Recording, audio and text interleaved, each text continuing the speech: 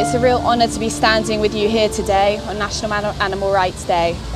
A day that holds deep meaning for so many of us who have chosen to speak up, to act, and to stand up for those who cannot do so themselves.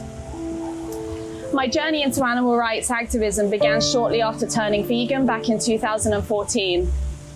Vegan Malta was the only animal rights organisation here, and we organised and attended regular protests such as the Earthling Experience, Loud Silence, Stop Butchering Bunnies, and more. We set to stand up at festivals like Sunscape and Gozo to spread the word, and gave workshops at events like Earth Garden. We did regular chalking around the island, introduced a campaign called the V Alternative to encourage restaurants to offer more vegan options, and held regular movie nights where we screened documentaries like What the Health and Cowspiracy. As Vegan Malta naturally came to an end, ALM was set up.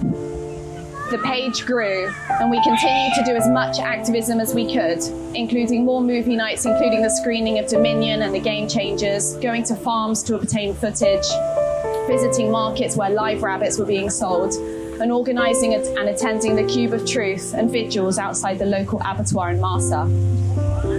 Not long after ALM had been established, my friend and I, who is now my boyfriend, started to rent a farmhouse so we could take in rescued farm animals, and founded Sunshine Animal Sanctuary. Starting the sanctuary was both a leap of faith and an act of love.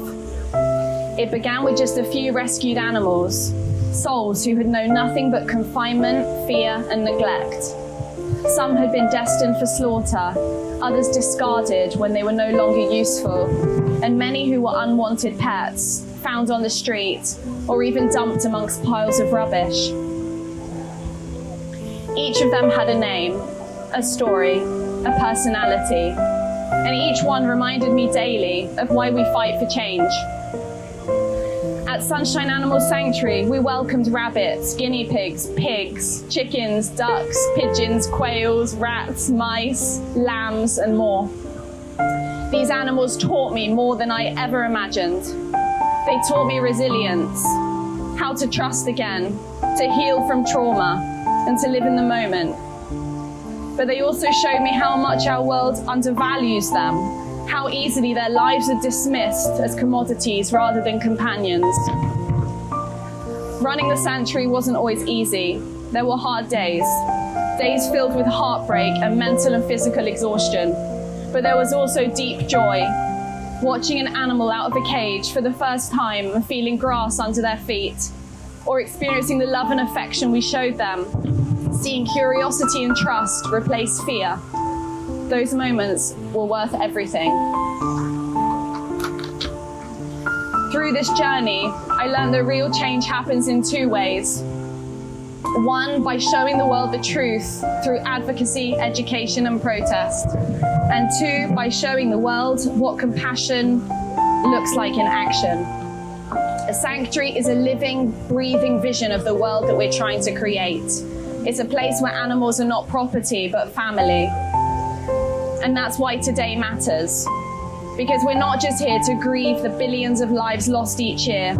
We're here to honour them by fighting harder, speaking louder, and building a world where sanctuaries aren't the exception, but the norm.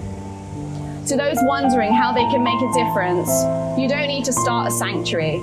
Start with empathy, speak up, change what's on your plate. Every choice matters, every voice counts. Together we're creating a movement rooted in justice, love, and liberation. And I truly believe, because I've seen it with my own eyes, that a kinder world for animals is possible. Thank you for being here, thank you for caring, and thank you for continuing to fight.